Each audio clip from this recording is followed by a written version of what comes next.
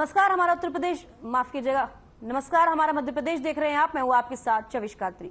मध्य प्रदेश विधानसभा चुनाव के लिए बीजेपी ने उम्मीदवारों की दूसरी लिस्ट जारी की है, जिसमें 39 उम्मीदवारों के नाम शामिल हैं, जिसमें कटंगी और खैरलौंजी विधानसभा से गौरव पारधी भाजपा के अधिकृत प्रत्याशी होंगे।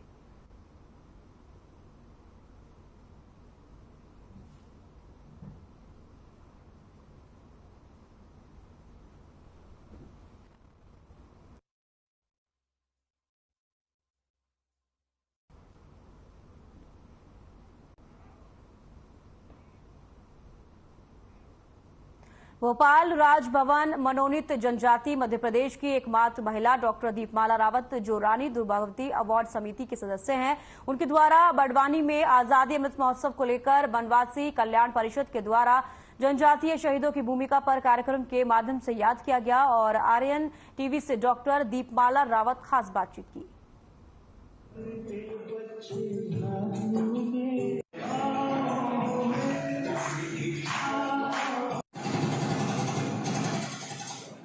वनवासी कल्याण परिषद द्वारा आजादी अमृत महोत्सव, हमारे साथ है राजभवन मनोनीत सदस्य एकमात्र महिला जनजाति से, उनसे बात करेंगे। दीपमाला रावत जी हमारे साथ है। आज आप बड़वानी आए आजादी अमृत महोत्सव को लेकर, जी बताएं इसके बारे में। जी नमस्कार। सबसे पहले आप सभी का, बड़वानी वासियों का हृदय से धन्यवाद करते हैं कि इस योग्य समझा कि हम अपने बच्चों को अपने समाज की कुछ बात कर सके, इसलिए आप सभी का धन्यवाद, आभार। आजादी अमृत महोत्सव यानी कि जनजाति द्वारा, जैसे टंटिया मामा, बिरसा मुंडा, इनको भी लेकर क्या इस विषय पर चर्चा हुई यहाँ पर? जी बिल्कुल। आज का जो कार्यक्रम का मूल विषय है यही है कि स्वतंत्रता संग्राम में जनजाति नायकों की भूमिका, देश की आजादी में जनजाति समुदाय की क्या भूमिका रही, उनका क्या योगदान रहा, ये उसी विषय के मूल आधार पर इस संगोष्ठी का आयोजन किया गया था। दीपमाला जी, सरस्वती नर्सिंग कॉलेज ही क्यों चुना आपने? जी ऐसा नहीं है, शायद आपको नहीं पता होगा कि पिछले 1 साल से अनुसूचित जनजाति आयोग दिल्ली इस कार्यक्रम को ऑर्गेनाइज करवा रहा था, जिसमें पूरे भारत देश के 125 विश्वविद्यालयों में ये कार्यक्रम आयोजित हुआ है और मध्य प्रदेश के 85 से ज्यादा महाविद्यालय, जो शासकीय महाविद्यालय हैं, उनमें ये कार्यक्रम आयोजित हो चुका है। और अब इसी श्रृंखला में जब प्रशासनिक यूनिवर्सिटी, प्रशासनिक महाविद्यालय इस अमृत महोत्सव में सहभागी बने, तो हम प्राइवेट कॉलेज, प्राइवेट महाविद्यालयों को इससे कैसे अछूता छोड़ सकते हैं। अच्छा, मतलब कि वनवासी कल्याण परिषद चाहता था कि जो प्राइवेट कॉलेज उनको भी इस वनवासी कल्याण परिषद द्वारा आजादी अमृत महोत्सव में जोड़ा जाए, कनेक्ट किया जाए। विधानसभा चुनाव भी काफी करीब, इस बारे में थोड़ा सा कुछ बताएंगे? जी देखिए, चुनाव का ये विषय नहीं है, क्योंकि आज विषय है जनजाति नायकों का देश की स्वतंत्रता में उनकी भूमिका, उनके योगदान को याद करने का। राजनीतिक मापदंड में देखेंगे तो कहीं ना कहीं हम जनजाति नायकों को जाति सूचक रख के और उनको सीमित कर देंगे, जो कि उनके जो देश के लिए, जो उन्होंने आजादी के लिए जो अपने प्राणों की आहुति दी, वो अन्याय होगा। इसलिए देश मातृभूमि का सपूत होता है, वो जाति धर्म पंथ से परे होता है। तो चूंकि इतिहास में उनको कभी नहीं याद किया गया, इसलिए यह अवसर है उनको याद करने का। तो वनवासी कल्याण परिषद ने सोचा कि अब जो जिन लोगों ने ये शहादत में जो भूमिकाएं निभाई है, उनको याद किया जाए। इस विषय पे और क्या क्या आज कार्यक्रम क्या है? जी देखिए, ये तो एक ऐसा विषय है कि आप बार बार उससे कह रहे हैं कि जनजाति कल्याण आश्रम ने सोचा, वो विषय ही नहीं है। दूसरा ये है कि जनजाति कल्याण आश्रम के तत्वाधान में ये वो सूचीबद्ध करा है इस विषय को, कि इसे हर जगह किया जाए और कोई भी इस अमृत महोत्सव की उस पावन धरा के उन वीरों की शहादत से अछूता कोई भी ना रहे, चाहे वो प्रशासनिक हो, चाहे गैर प्रशासनिक हो, चाहे वो जनजाति समुदाय से हो, चाहे वो गैर जनजाति समुदाय से हो, सभी को अपने नायकों को शहादत देने का अवसर मिले। आजादी अमृत महोत्सव पर दीपमाला रावत जी क्या संदेश देना चाहेंगे आप? जी, आजादी के अमृत महोत्सव पे हम यही संदेश देना चाहेंगे कि आजादी इस देश में रहने वाले हर व्यक्ति की वजह से हमें मिली है, तो हर व्यक्ति को जिसने देश की आजादी में अपने प्राणों की आहुति दी है, उसको याद किया जाए, उसको शहादत दी जाए, उसको वो स्थान दिया जाए जो इतिहास में उनको नहीं दिया। शायद इसीलिए जनजातीय नायकों पर केंद्रित ये संगोष्ठियां हम अलग अलग विश्वविद्यालयों में कर रहे हैं। हमारे साथ थी दीपमाला रावत। मैं कमलेश सलासिया, आप देख रहे हैं आर्यन टीवी। छिंदवाड़ा के कलेक्टर सभाकक्ष में हर सोमवार की तरह समीक्षा बैठक का आयोजन किया गया, जिसमें सभी विभाग के समस्त अधिकारी उपस्थित हुए और अपने कार्य की जानकारी से अवगत कराया और कलेक्टर ने समय पर कार्य पूरा करने के निर्देश दिए।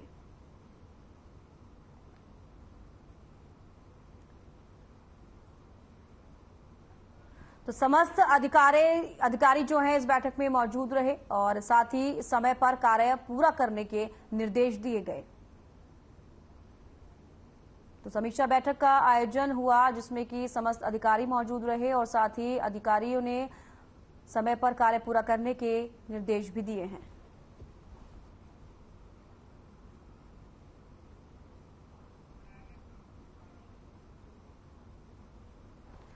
तो समीक्षा बैठक का आयोजन हुआ जिसमें कि समस्त अधिकारी मौजूद रहे हैं, साथ ही कई अहम मुद्दों पर, कई अहम विषयों पर चर्चा भी की गई है और समय पर कार्य पूरा करने के निर्देश भी दिए गए हैं। तो ये समीक्षा बैठक हुई और इस बैठक का आयोजन किया गया जिसमें समस्त अधिकारी मौजूद रहे। कई मुद्दों पर, कई समस्याओं पर चर्चा की गई जिसमें कि समस्त अधिकारी मौजूद रहने के बाद उन्होंने निर्देश भी दिए हैं कि समय पर कार्य पूरा किया जाए और इन्हीं सब समस्याओं और कार्य को लेकर के समीक्षा बैठक भी की गई और समीक्षा बैठक का आयोजन किया गया। तो तस्वीरों में भी आप देख सकते हैं समस्त अधिकारी इस बैठक में मौजूद हैं और समय पर कार्य पूरा करने के भी निर्देश दिए गए हैं।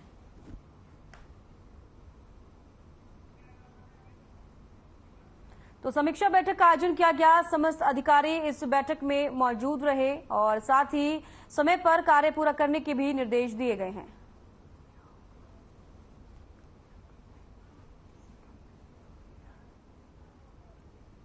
तो समस्त अधिकारी इस बैठक में मौजूद रहे हैं। समीक्षा बैठक का आयोजन किया गया, समस्त अधिकारी इस बैठक में मौजूद रहे, समय पर कार्य पूरा करने के भी अधिकारियों की तरफ से निर्देश दिए गए हैं।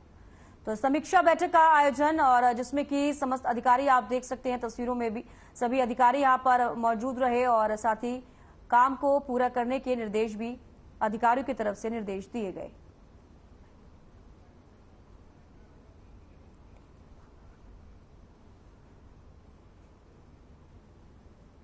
तो समस्त अधिकारी इस बैठक में मौजूद हैं, साथ ही तस्वीरों में भी आप देख सकते हैं कई अहम मुद्दों पर इस बैठक में चर्चा की गई है। समय पर कार्य पूरा करने के भी अधिकारियों की तरफ से निर्देश दिए गए हैं और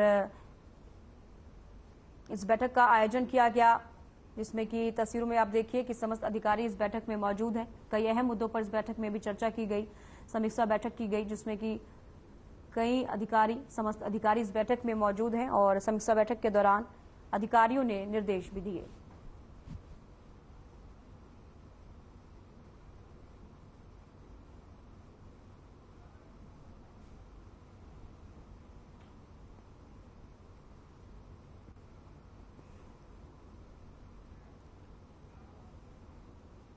देश के विभिन्न शहरों में शिल्प समागम के सफल आयोजन के बाद अब ऐतिहासिक नगरी ग्वालियर के शिल्पग्राम सूर्य नमस्कार चौक के पास शिल्प समागम मेले का आगाज हुआ है।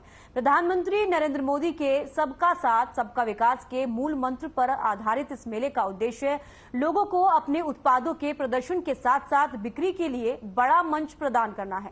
समागम मेले में विभिन्न राज्यों से आए आर्टिसंस द्वारा बनाए गए बेंत और बांस हस्तशिल्प, हथकरघा, काशीदकारी कपड़े, dress material, shawl, jacket, organic शहद, अचार, चाय, खिलौने, अगरबत्ती आदि की भारी बिक्री चल रही है। इसके अलावा मेले में जगह जगह लगी सेल्फी पॉइंट्स लोगों का आकर्षण का केंद्र बनी हुई है। साथ ही मेले में देश भर के स्ट्रीट फूड का स्वाद लिया जा रहा है। 23 से 30 सितंबर तक चलने वाले इस मेले में प्रवेश निःशुल्क है।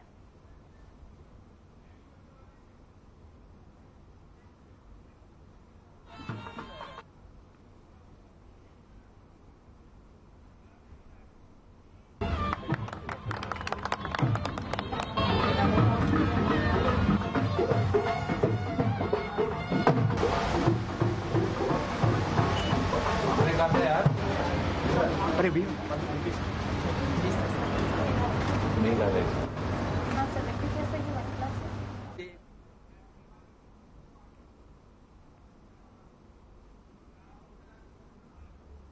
खबर छिंदवाड़ा से है जहां पुलिस नियंत्रण कक्ष पुलिस ग्राउंडेड से त्योहारों को देखते हुए कलेक्टर, एसपी और जिले के कई अधिकारियों ने पुलिस कर्मचारियों द्वारा संयुक्त रूप से फ्लैग मार्च निकाला गया, जो शहर के व्यस्ततम इलाकों से गुजरकर वापस पुलिस नियंत्रण कक्ष पर समाप्त हुआ।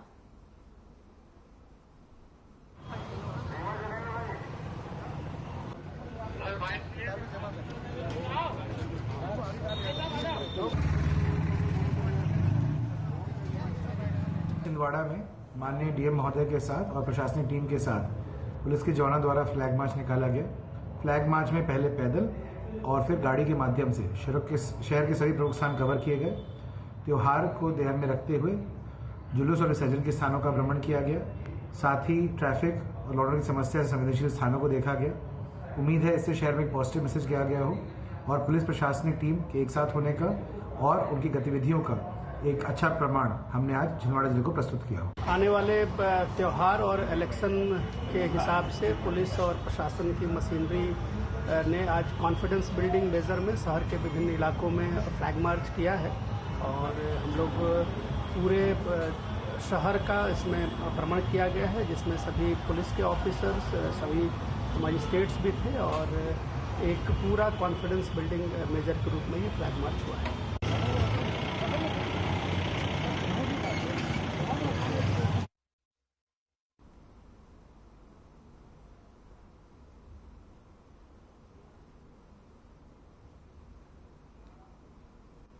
पुनासा जनपद के बिजौरा माफी पुनर्वास पंचायत में मुख्यमंत्री शिवराज सिंह चौहान के द्वारा चालू की गई लाडली बहन आवास योजना में फॉर्म भरने के लिए पहुंच रही लाडली बहनों की भीड़। प्रदेश के मुख्यमंत्री शिवराज सिंह चौहान के द्वारा बहनों को सशक्त और आत्मनिर्भर करने के लिए लाडली बहना योजना चलाई जा रही है और हर 10 तारीख को बहनों के खाते में राशि डाली जा रही है।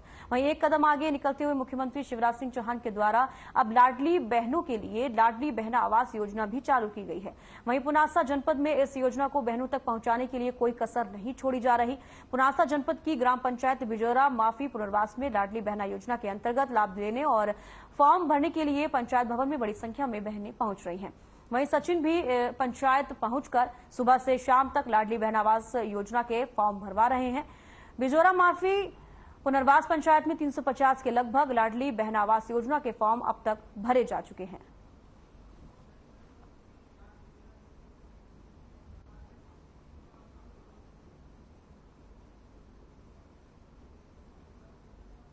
मुझे लाडली बहना का लाभ प्राप्त हुआ है और आगे भी लाभ प्राप्त होता रहेगा और अभी लाडली बहना आवास योजना का भी फॉर्म भरा है, इससे हमको बहुत हिम्मत मिली है, इसलिए मैं मुख्यमंत्री जी को धन्यवाद करना चाहती हूँ।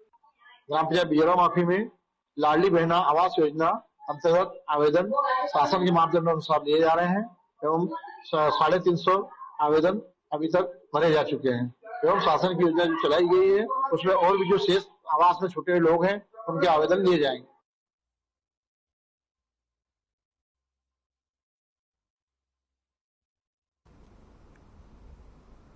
प्रदेश महिला कबड्डी संघ के उपाध्यक्ष और समाजसेवी राजेश पाठक की तरफ से रविवार दोपहर प्रेस वार्ता का आयोजन किया गया, जिसमें हुई चर्चा के दौरान उन्होंने राजा लिल्हारे के वायरल वीडियो में उनके ऊपर लगाए गए सारे आरोपों को निराधार और स्वयं के खिलाफ षड्यंत्र बताया। जहां राजेश पाठक ने कहा कि राजा लिल्हारे जैसे लोग अपने निजी स्वार्थ को लेकर ऐसी मनगढ़ंत बातें फैलाकर व्यक्ति कंपनी का नाम खराब करने में लगे हुए हैं, जो कि अनैतिक है और अपराध की श्रेणी में आता है।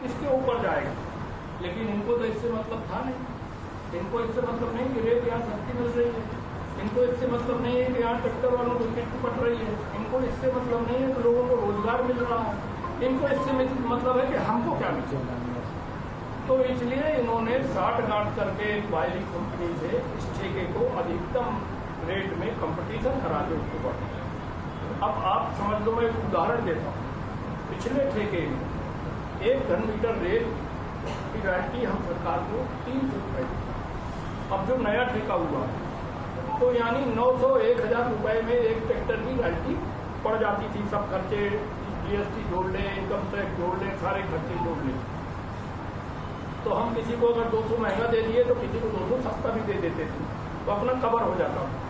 तो गरीब आदमी को या मध्यम वर्ग के आदमी को या प्रधानमंत्री रोजगार योजना वाले को घर बनाने के लिए या और जो सरकार की स्कीमें है समय समय पर जो अधिकारी लोग कहते थे भाई ये इसी स्कीम में जो है अच्छे लोग होंगे इनको सस्ती रेट मिल रहा है, तो वो सारी चीज़ों का समीकरण बैठा के हम थोड़ा सस्ता थोड़ा महंगा कहीं ना कहीं से एडजस्ट कर लेंगे। अब वो रेट एक ट्रैक्टर ट्राली की रेट का जो मूल्य पड़ेगा जो हम सरकार को देंगे वो 2100 रुपये पड़ेगा। कितना 2100 रुपए 3 घन लीटर रेत का सब खर्चे जोड़ करके करेगी, जो सरकार को देगी जीएसटी इनकम टैक्स भी ना।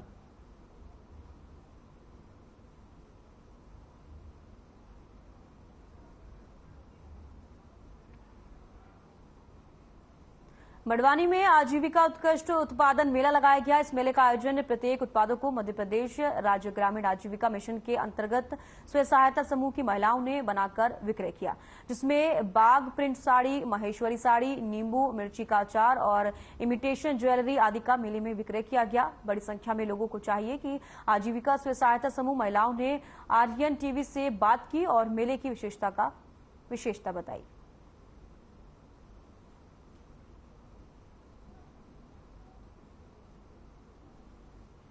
बड़वानी में जिला पंचायत और जिला पंचायत की बड़वानी जन आजीविका मिशन द्वारा कुछ उत्पाद बनाए गए हैं स्व सहायता समूह द्वारा। बात करेंगे, ये क्या बनाया है आपने? ये सर साड़ी है, सूट है, बाग प्रिंट की और बेडशीट है। कहाँ बनाई आपने? ये अपने ग्राम सजवानी में। सजवानी में बनाई। पोस्ट करो। एक और आर्टिफिशियल कुछ चीजें हैं, ज्वेलर्स बनाए हैं, आर्टिफिशियल ज्वेलरी है। बात करेंगे, आपका नाम बताइए। जी, मेरा नाम योगिता पाटीदार है। कहाँ बना, कितने लोगों ने मिलकर बनाया और आप कहाँ से हैं? मैं बोरलाई से हूँ। हम 30 महिलाएं काम कर रही हैं इस चीज के लिए। हम आर्टिफिशियल ज्वेलरी, अचार पापड़, दाल वगैरह का जो प्रोसेस वाला काम, कपड़े सिलाई, ये सारा काम हम लोग करते हैं। अच्छा, और भी आपको पता होगा बड़वानी जिले में और आजीविका मिशन के कितने समूह और चल रहे हैं, ऐसा कुछ पता है आपको? जी, बड़वानी जिले में हम लोगों के इसी ब्लॉक, सिर्फ बड़वानी ब्लॉक में हम लोगों के 499 समूह। नया हैंड वॉश आया है, आजीविका मिशन ने बनाया। बात कर रहे हैं जी, आपका नाम बताइए। इंदिरा वाडेले। इंदिरा जी, कहाँ बनाया ये आपने हैंड वॉश? ये हम राजपुर में चला रहे हैं। राजपुर चला। कितनी महिलाएं मिलकर बना रही हैं? 10 महिला मिलकर बना रहे हैं। अच्छा, वो राजपुर में आजीविका मिशन के कितने समूह हैं आपके अलावा? हमारे अलावा 2-3 समूह रहेंगे। खमण अक्सर मार्केट में लोग खाते हैं, पर आजीविका मिशन खमण भी बना लाया। बात करेंगे जी, आपका नाम बताइए। वर्षा नड़गावी। वर्षा जी, कहाँ से, कौन सी तहसील का हिस्सा है आप? बड़वानी। बड़वानी तहसील का हिस्सा। कितने लोग मिलकर आप ये बेसन के लड्डू और खमण बना रहे हैं? जी, हमारा समूह से ये। कौन से समूह का नाम बताएंगे? श्री शिवाय नमस्तुभ्यम। श्री शिवाय नमस्तुभ्यम, ये तो धार्मिक नाम है, आपने उसको जोड़ दिया। ये तो आजीविका मिशन है। नहीं, समूह से ही जुड़े हैं। रोजगार सखी हो, सब इकट्ठे हो। रोजगार सखियां हैं। और जो आपका समूह, उसका नाम श्री शिवाय नमस्तुभ्यम। जी सर। आजीविका मिशन का लेना देना नहीं है श्री शिवाय नमस्तुभ्यम से? है ना सर? तो आप थोड़ा सा बताएं ना उसके बारे में। सर चलिए थोड़ा सा क्या प्रदीप मिश्रा अभी ब्रांडिंग करेंगे भारतीय जनता पार्टी के? श्री शिवाय नमस्तुभ्यम। चने भी बना दिए और माउथ फ्रेश भी बना दिया आजीविका मिशन ने। क्या क्या बना दिया आपने और आपका नाम बताइए। सर, मेरा नाम प्रभा कुमावत है और मैं ठिकरी ब्लॉक से हूँ और मेरे समूह का नाम है श्री गणेश और मैं प्रॉपर ग्राम मेहगांव डेप की रहने वाली हूँ। अच्छा, गणेश उत्सव भी चल रहा है, पर आपने आपके एनजीओ का नाम श्री गणेश रखा, इसका क्या कारण था? सर, श्री गणेश भगवान जी का नाम है, तो हम चाहते थे कि जो भी शुभ काम हो वो भगवान जी के नाम से ही हो। और आजीविका मिशन से गणेश जी का कोई? सर, आजीविका मिशन से ही तो सारा काम है। अच्छा, भाजपा की सरकार है, आपको लगता है कि मतदान होगा 2023 में भारतीय जनता पार्टी की सरकार बनेगी? आप उसका हिस्सा है? सर, ये चुनाव से तो हमारा अभी कोई लेना देना नहीं है। हमें तो आजीविका मिशन से लेना देना है, क्योंकि जो भी है आजीविका मिशन से हमें। आजीविका में पर भारतीय जनता पार्टी द्वारा आजीविका मिशन चलाया जाता है। अभी इन्होंने कोई ऐसा स्टेटमेंट नहीं दिया है। आप देख रहे हैं आर्यन टीवी।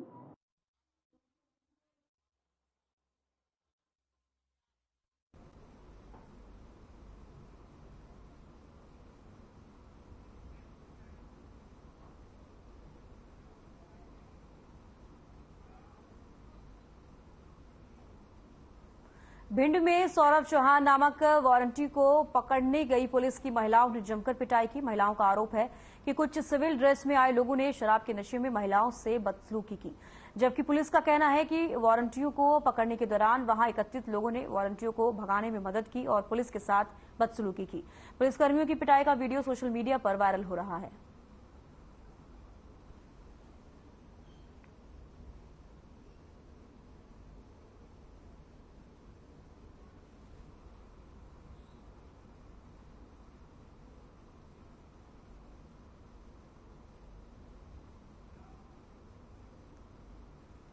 बाबा रामदेव मंदिर में बाबा रामदेव के जन्मोत्सव और समाधि पर्व को धूमधाम से मनाया गया, जहां शहर में समारोह पूर्वक बाबा की भव्य शोभा यात्रा निकाली गई। आपको बता दें कि इस दौरान श्रद्धालु भजनों की धुन पर जमकर थिरके, वहीं राधा कृष्ण की वेशभूषा में आकर्षक प्रस्तुत की। मंदिर समिति के सदस्य ने बताया कि परंपरा के अनुसार राजस्थान के लोक नृत्य शामिल हुए।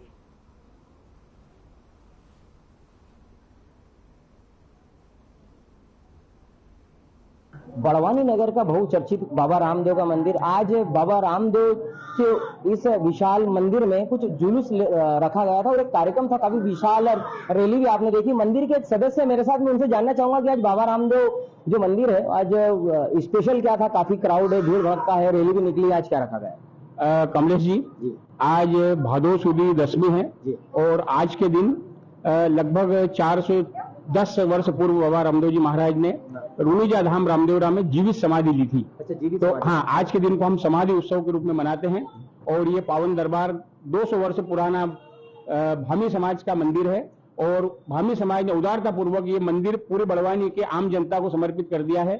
सभी इसके दर्शन और सारी व्यवस्थाएं करते हैं, सारे लोगों के लिए समर्पित है। पूरे बड़वानी नगर की सभी समाज मिलकर आज के इस आयोजन को मनाती है। आज इस उपलक्ष्य पे काफी वो क्राउड भी था, भक्त लोग अपनी रैलियां निकाल रहे हैं और राधा कृष्ण भी सजे थे उसमें। तो ये कहां से कहां तक जाएगा? ये शोभा यात्रा मंदिर परिसर से पूरे बड़वानी नगर का भ्रमण करती हुई वापस यहीं पर आएगी और रात्रि में जम्मा जागरण का कार्यक्रम भी है। और परंपरा अनुसार राजस्थान के लोक नृत्य इस जुलूस में शामिल हुए हैं। बड़वानी नगर के प्रसिद्ध बैंड शामिल हुए हैं, घोड़ा दल शामिल हुए हैं और हजारों भक्तों का सैलाब जुलूस के साथ चल रहा है। बाबा के साथ हजारों भक्त बाबा को नगर भ्रमण करा रहे हैं। बाबा रामदेव मंदिर के एक युवा साथी हमारे साथ हैं, उनसे भी चर्चा करेंगे, क्योंकि आज एक ड्रेस कोड बना हुआ है जो काफी लोग आप ड्रेस कोड में देख पाएंगे। जो बाबा रामदेव मंदिर में आज, जैसे कि मंदिर के सदस्य ने बताया कि उपलक्ष्य पे आज उन्होंने समाधि ली थी, तो आज और क्या क्या विशेष रहेगा? सबसे पहले तो मैं बताना चाहूंगा कि बाबा के जो कार्यक्रम है उनके जन्मोत्सव से लगा के तो बाबा की जो समाधि पर्व है वहां तक चलता है। बाबा की जो भादव सुदी बीज होती है वहां से ये कार्यक्रम शुरू होते हैं। शाम के समय जो है बाबा के महाआरती की जाती है, उसके बाद में फिर जो है बाबा को भोग वगैरह लगाए जाते हैं और विविध तरीके के मतलब जो है प्रस्तुतियां वगैरह यहाँ पर दी जाती है। मैंने सुना है काफी प्राचीन मंदिर है, कितना प्राचीन मंदिर है? लगभग 400 साल से ऊपर हो चुके हैं इस मंदिर को। बहुत से लोग हैं और ऐसी मान्यता है कि अधिकतर मतलब यहाँ पर बाबा से जो भी मांगा जाता है वो लोगों को मिलता ही है, इसलिए लोगों की श्रद्धा जो है वो बहुत बढ़ती जा रही है मंदिर से। आपका शुभ नाम बताइए? चंद्रशेखर पांडे, बड़वानी से। ये चंद्रशेखर थी जिन्होंने बताया है कि इस मंदिर में काफी मान्यता है। अभी थोड़ी देर पहले मेरा कैमरा मैंने भी देखा था कि एक छोटे से बच्चे को तुला दान में तोला गया। यानी हम ये मानते हैं कि बाबा रामदेव के इस मंदिर में लोगों की काफी मान्यता है। आप देख रहे हैं आर्यन टीवी मध्य प्रदेश।